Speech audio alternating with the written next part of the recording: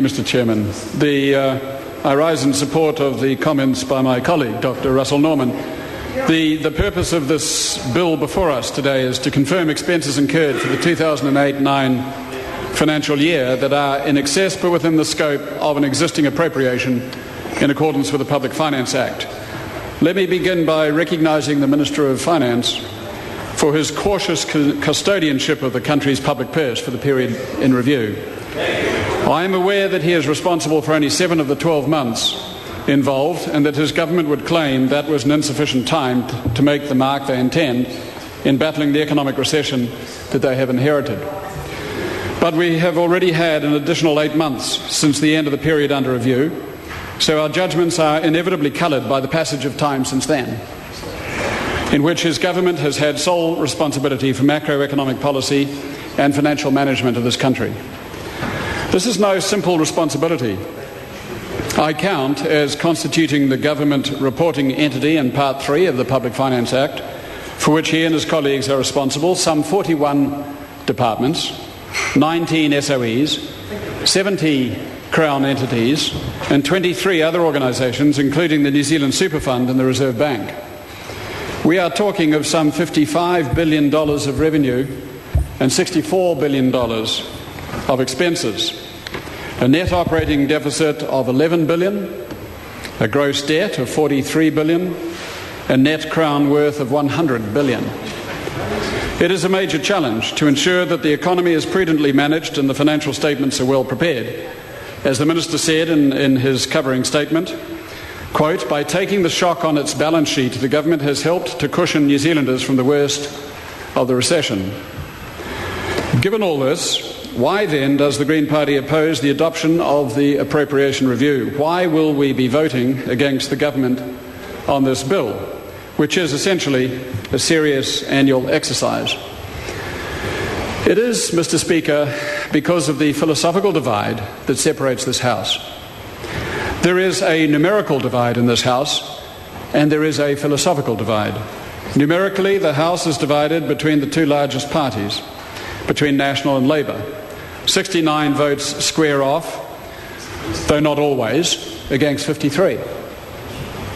But philosophically, the House is divided 113 to 9. What is the nature of this divide? It has to do with the fundamentals of economic and financial management, which go to the heart of government and on which this financial debate rests. All other parties embrace the concept of unlimited economic growth. We heard that from the Minister and from Mr. Cunliffe and Mr. Burns just recently. In contrast, the Green Party alone repudiates this concept. The Green Party embraces the concept of a steady state economy. Economic development, yes. Economic growth, no. There can be no more fundamental party divide in a political democracy than over underlying macroeconomic belief. This House, and in a more general sense this country, is divided between those who believe that human technology has freed us from the primitive grasp of nature, and those who believe that indefinite economic growth on a finite planet is a logical impossibility, even allowing for technological growth. It is important, therefore, that we explain, even in a technical debate of this kind, the theoretical tenets on which the Green philosophy rests and which prompt us to vote against the government, while acknowledging, to some degree, its financial stewardship. Mr. Speaker, this has to do with the relationship between the biosphere and the economy. The Earth's biosphere continues as a whole in an approximately steady state. Contrary to opponents of steady state theory, this does not mean the Earth is static. Much qualitative development can happen inside a steady state. This has happened on Earth and can happen inside today's modern global economy.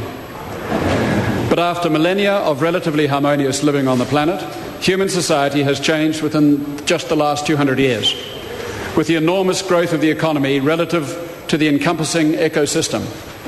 It is as if the aggressive child is killing off its nurturing parent. The distinction has to be made between growth and development. Growth is simply more of the same stuff. Development is the same amount of better stuff. The material world is no longer able, Mr. Chair. Dr. Kennedy Graham.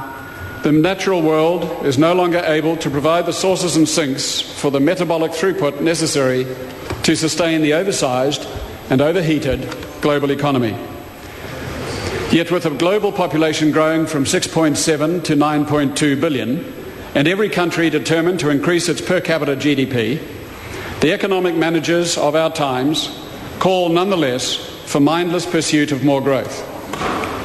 We are locked in an economic asylum of circular logic that is incapable of accounting for the externalities beyond the perimeter's limits. Those externalities in the 21st century will prove to be lethal to most, if not all, societies. Economic growth has in fact become uneconomic, in the sense it cannot be sustained indefinitely, which is, of course, its primary objective. We in the Greens advanced this critique of orthodox neoliberal economic policy in our address and reply to the Prime Minister's statement in February. We reiterate that critique today and will continue to do so up and into the next election. The financial statements contain the audited results for the 2008-9 year in comparison with two sets of forecasts. The first is the original budget, as published in the 2008 BFU, and the second is the estimated actual forecast, as published in the 2009 BFU. There is an obvious intimate relationship between the budgetary planning of the government and the final financial forecasts.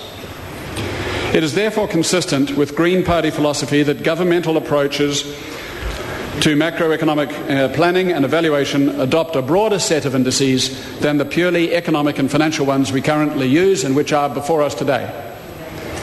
The Green Party has been prescribing this for at least a decade now, and this is finally becoming mainstream. Last year, President Sarkozy of France established the eminent commission led by Joseph Stiglitz and Amartya Sen. The Commission was asked by the President what was the best way to measure economic health. It concluded that GDP was inadequate as the principal measure.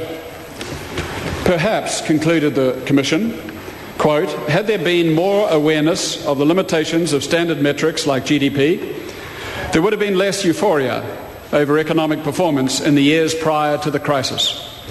Metrics which incorporated assessments of sustainability would have provided a more cautious view of economic performance.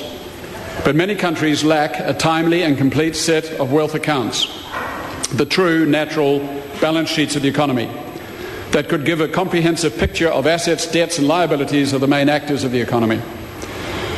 President Sarkozy has embraced the Commission's findings. He said with his usual candour, quote, the world over, citizens think we are lying to them, that the figures are wrong, that they are manipulated. And they have reason to think like that. Behind the cult of figures, behind all these statistical and accounting structures, there is also the cult of the market that it is always right. Mr. Chairman, we have reached a stage where we must incorporate environmental and social indicators into our macroeconomic management and our national financial accounts. To that end, I have been working with colleagues recently to develop a members' bill that could amend the Public Finance Act to ensure that our budgetary planning and our financial reviews take these indicators into account. It is my hope that I can submit this bill into the ballot within a month or two, and that we can engage in a constructive dialogue on what is the best way to improve matters. Thank you.